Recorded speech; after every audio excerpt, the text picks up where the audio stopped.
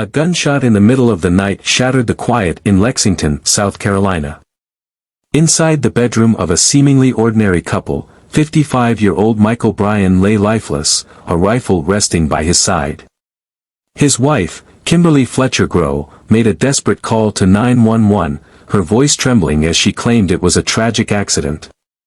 A gun, a startled reaction, a life ended in an instant, so she said.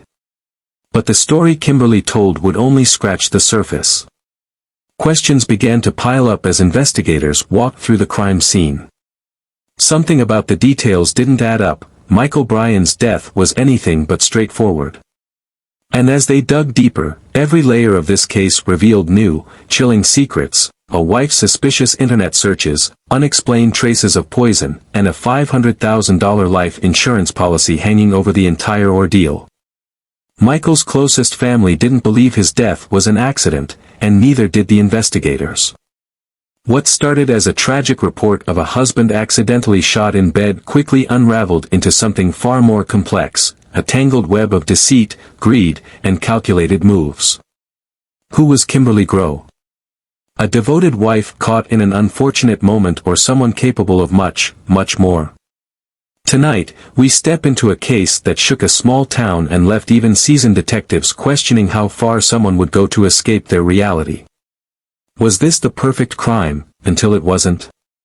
In a quiet suburban home in Lexington, South Carolina, a husband's life came to a violent end. Michael Bryan, a 55-year-old businessman, was found dead in his bed, a single gunshot wound piercing his chest.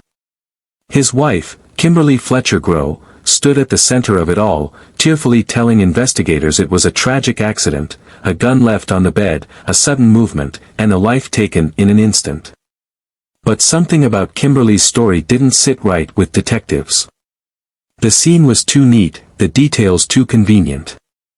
As they sifted through the evidence and pieced together the events of that night, the narrative began to shift. What started as an unfortunate accident quickly spiraled into a case riddled with inconsistencies, suspicious behavior, and mounting questions. This case takes us back to November 30, 2016, in a small town that rarely made headlines. Lexington, South Carolina, a peaceful community where neighbors greeted each other at the mailbox and crime was usually nothing more than a passing rumor. But that peace was shattered when news of Michael Bryan's death spread. What seemed at first like an isolated tragedy soon became the talk of the town. Everyone had the same question: what happened in that bedroom? Michael and Kimberly were, by all appearances, an average couple, married for years, running a business together, and navigating life's ups and downs. But as investigators peeled back the layers of their relationship, a different story began to emerge. A story of financial strain, emotional exhaustion, and a wife who may have seen her husband as worth more dead than alive. The evidence was damning. Kimberly's internet history revealed searches that no loving spouse could explain. Her purse held pills and powders that raised more questions than answers. As for Michael's body, forensic science painted a picture that clashed with her account.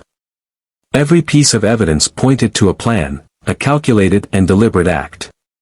But was this an impulsive act of desperation? Or was it something planned long before that fateful night? Tonight, we unravel the events that led to Michael Bryan's death. We examine the evidence, uncover the motives, and explore the chilling details that left investigators convinced this was no accident. Stay with us as we uncover the truth behind a case that shocked a small town and exposed the lengths one person might go to for money, freedom, or revenge. Kimberly Fletcher Grow seemed like any other suburban wife and mother. To neighbors and friends, she was polite, hardworking, and devoted to her family. She helped manage the business she shared with her husband and juggled the responsibilities of daily life. But there was another side to Kimberly, one that few people ever saw. Michael Bryan, Kimberly's husband, was described as a kind-hearted man. At 55, he had built a successful business and was known for his love of fishing and his close bond with his two sons from a previous marriage. The family was everything to him. He was the kind of man who always made time for his loved ones, whether it was attending a family barbecue or helping a neighbor fix their car. But behind the warmth and generosity was a man silently battling inner struggles, including bouts of depression that would later play a key role in the investigation. Friends of the couple described their relationship as normal. They appeared happy, attending local events together and running their business as a team. But cracks in their marriage began to show. Financial troubles weighed heavily on their relationship, and according to those close to Michael, there were whispers of mistrust and resentment. As investigators would later discover, Kimberly had her frustrations. In her journals, she wrote about feeling burdened by Michael's bipolar disorder. She questioned his love for her, and as time passed, those doubts seemed to grow. Behind closed doors, their relationship was far from the picture-perfect image it appeared to be. These small details, financial strain, emotional distance, and private frustrations, would come to light as investigators pieced together what happened in the Bryan home on that fateful night. November 30, 2016. It was just after 1 a.m. when a 911 call came in from a distraught Kimberly Grow. Her voice trembled as she told the dispatcher that her husband had been shot. She claimed she was trying to move a rifle he had left in their bed when it accidentally discharged. Inside the bedroom, first responders found Michael Bryan lying motionless on the bed. A single gunshot wound to his chest had ended his life. The rifle Kimberly described lay beside him, its presence raising immediate questions. Why was a loaded weapon in their bed? And how could an accident like this happen? As officers examined the scene, Kimberly recounted the events of the night. She said Michael had been eating dinner in bed earlier, watching television. Hours later, she found the gun lying beside him and tried to move it. According to her, Michael suddenly grabbed the weapon, and it went off. But her story raised red flags almost immediately. The trajectory of the bullet didn't align with her account. The wound wasn't a close contact shot, and the position of the gun on the bed didn't match the scenario Kimberly described. Investigators began to wonder, was this truly an accident, or was something else at play? As the details unfolded, it became clear that this wasn't a simple case of a tragic mistake. Kimberly's calm demeanor during questioning, coupled with the inconsistencies in her story, set the stage for an investigation that would uncover more than anyone could have imagined. Detectives began their work by reconstructing the events of that night. Forensic experts analyzed the trajectory of the bullet and found that it had been fired from a distance, making it impossible for Michael to have pulled the trigger himself. DNA testing on the rifle's trigger revealed Kimberly's fingerprints, but none of Michael's. Then came the discovery that would change everything. A search of Kimberly's electronic devices revealed a chilling pattern. Months before the shooting, she had searched for terms like, how to poison your spouse, and top 10 most deadly poisons to humans. Just weeks before Michael's death, she looked up how to operate the exact rifle used in the shooting. Investigators also found evidence that Kimberly had purchased arsenic online, a substance later found in Michael's system during his autopsy. Kimberly's behavior also raised suspicions. Despite her claims of being distraught, neighbors and friends described her as oddly composed in the days following Michael's death. She called the life insurance company to inquire about Michael's $500,000 policy the very next day.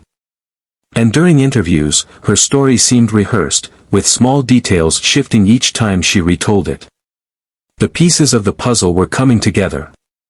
For investigators, the evidence pointed to a deliberate plan, a calculated effort to end Michael's life and collect on his insurance policy. But Kimberly maintained her innocence, insisting it was nothing more than a tragic accident. The question now was whether a jury would believe her. A husband was found dead in his bed. A wife whose explanation left investigators with more questions than answers. What would make someone search for ways to poison their spouse? Was this a desperate act, or was it cold, calculated premeditation? Could Michael Bryan's death truly have been an accident, or was it something far more deliberate? Imagine you're an investigator on this case. You've uncovered search histories detailing poison and firearm use. You've seen the financial records, the journal entries, and the toxicology report. Do you believe Kimberly's story? Does her explanation align with the evidence you've seen? Or are the details too damning to ignore? Take a moment to think about the family left behind, Michael's sons, who were written out of the will, now questioning everything they thought they knew about their stepmother. What would you do if you were in their shoes? Let us know what you think in the comments below. Was justice served? Or does Kimberly's story still leave room for doubt? Michael Bryan was more than just a name in a case file. He was a father who cherished his sons, a husband who worked to support his family, and a man with hobbies and dreams that ended in a single, violent moment. What led to that night? What kind of fear or betrayal could have justified such a tragic end? Think about the evidence, the quiet pattern of arsenic poisoning over time, the incriminating online searches, the financial struggles. They paint a picture that is hard to ignore. But beneath the facts and the timelines is the story of a life that didn't have to end this way. A man who trusted, who believed in his marriage, even as it unraveled behind his back. Now, imagine his sons, forced to question everything they knew about their father's last days, learning he had been methodically erased from his wife's plans. How do you reconcile that kind of betrayal? How do you find closure when the truth is so devastating? The evidence is overwhelming, the poison, the searches, the life insurance.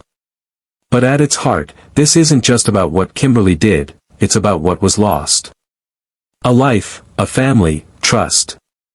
It's about the secrets that fester behind closed doors, the damage done when resentment turns into something far more dangerous.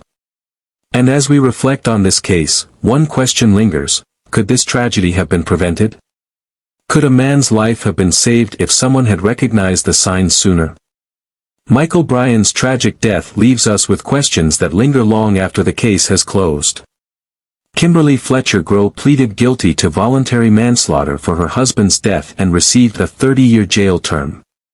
Was justice truly served, or did some pieces of the puzzle remain forever missing? What do you think? Was Kimberly's story ever believable? Or was the evidence just too damning to ignore? Your perspective matters, and we'd love to hear it. If this story left you unsettled, if it made you question what's happening behind the closed doors of seemingly ordinary lives, then stay connected with us. Like this video, please share it with others, and join the conversation. What do you think led to Michael's final moments? Let us know in the comments below. And this is just one of the many stories we uncover here. Each case is a reminder that the truth often hides in plain sight, waiting to be revealed. Make sure you subscribe to our channel so you don't miss any of the stories that need to be told. Next week, we'll be unraveling another baffling mystery. It's a case you won't want to miss.